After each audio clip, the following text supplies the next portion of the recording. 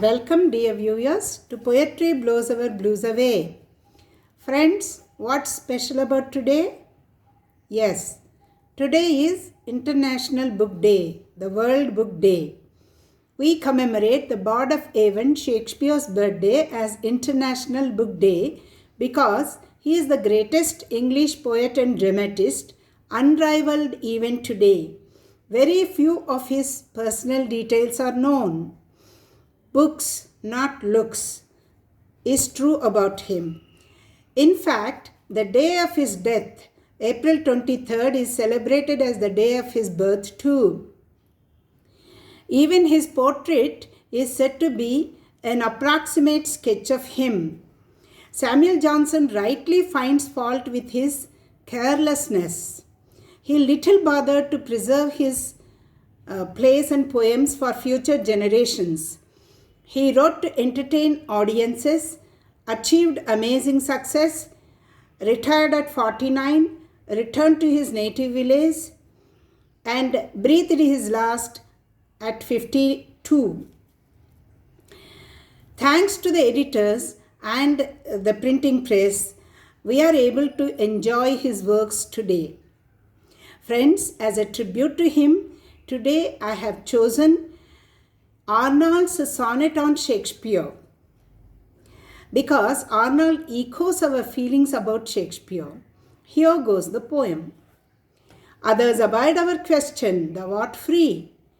We ask and ask, thou smilest and art still, out-topping knowledge.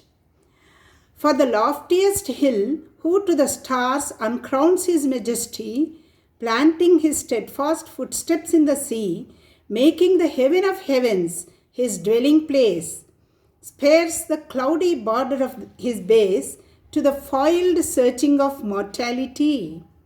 And thou who didst the stars and sunbeams know, self-schooled, self-scanned, self-honored, self-secure, didst tread on earth, unguessed at, better so. All pains the immortal spirit must endure, all weakness which impairs, all griefs which bow, find their sole speech in that victorious brow. Arnold distinguishes Shakespeare from other poets here. Others abide our question, thou art free, we ask and ask, thou smilest and art still, out-topping knowledge, says Arnold. Other poets oblige us by answering our questions, doubts and queries. Others are willing to be questioned. Shakespeare is free. Shakespeare is not bound to answer our questions. He simply smiles and keeps quiet. We keep asking him. Smile and silence are his answers. He is unquestionable and inscrutable. He seems to say, you read my books and find answers. Out-topping knowledge means you are a towering personality, O Shakespeare. Your knowledge is unlimited, mind-blowing, and boundless.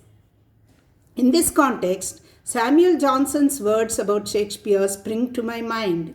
In his preface to Shakespeare, Samuel Johnson says, comparing Shakespeare with other writers, he says, the work of a correct writer is a garden accurately planted. Shakespeare's composition is a forest. The composition of Shakespeare is a forest, says Samuel Johnson. Giving another comparison, he says, other poets display cabinets of precious rarities, means jewel boxes containing some ornaments, dazzling ornaments, little ornaments, pretty ornaments. Whereas Shakespeare opens a mine which contains gold and diamonds in inexhaustible plenty. So that's the difference between Shakespeare and other authors, other poets. Next lines. For the loftiest hill, who to the stars uncrowns his majesty, planting his steadfast footsteps in the sea, making the heaven of heavens his dwelling place, spares the cloudy border of his base to the foiled searching of mortality. Here, Shakespeare is compared to the tallest hill, loftiest hill, which uncrowns means reveals its head only to the stars. Shakespeare is the mountain. Shakespeare the mountain has planted his feet firmly in the sea. He has his feet planted firmly in the sea. His dwelling place is heaven of heavens. Shakespeare spares only the faint border, the periphery of the bottom of the hill to us mortals. We mortals understand him only faintly. In vain do we struggle to get a glimpse of the mountain peak. We fully understand neither his depths nor his heights. That's what Arnold means to say. We come to the next lines. And thou who didst the stars and sunbeams know, self-schooled, self-scanned, self-honored, self-secure, didst tread on earth unguessed at, better so, exclaims Arnold. Shakespeare knew the stars and sunbeams means he understood nature. He was brought up in the lap of nature. It is said Shakespeare knew little Latin and less Greek. In those days, knowing Latin and Greek was the criterion of knowledge. He was not a university wit, so self-schooled. No one can criticize or interpret him, so self-scanned. He was not after rewards and awards. He was a path maker, innovative, independent, and out of the box in his thinking. He didn't imitate anybody. He cast the three unities to the winds. He was a pioneer in writing sonnets and dramas. So self-secure. No one can dwindle or diminish his worth. No one can dethrone him. Dryden rightly says, giving a compliment to Shakespeare, rightly says, he needed not the spectacles of books to look at nature.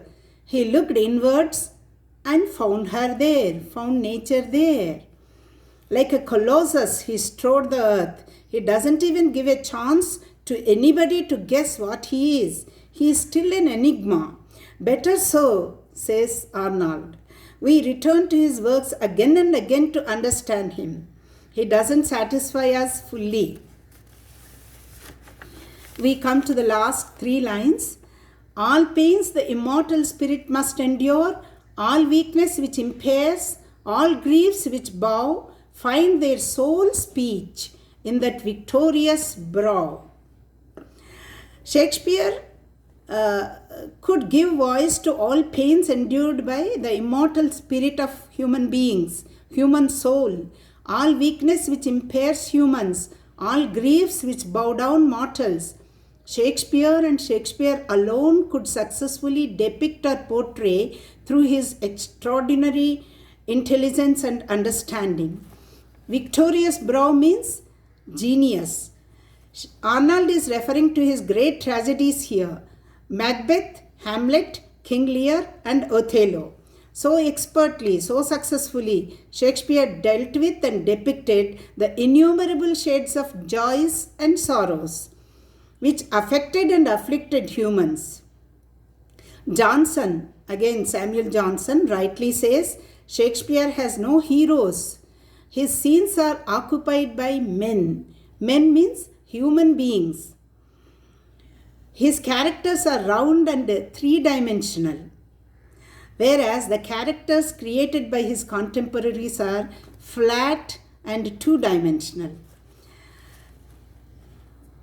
Friends, let me conclude with a tribute paid by Ben Jonson, a contemporary of Shakespeare, to Shakespeare. He was not of an age, but for all time. So he is an evergreen writer, evergreen hero. On this occasion, let's resolve to revisit his plays and poems again and again, and let's feast upon them. Let's make a resolution to read at least some pages of the Bard daily to ennoble and enrich ourselves. That's all for now. See you soon with yet another marvelous poem. Till then, Happy poetry reading!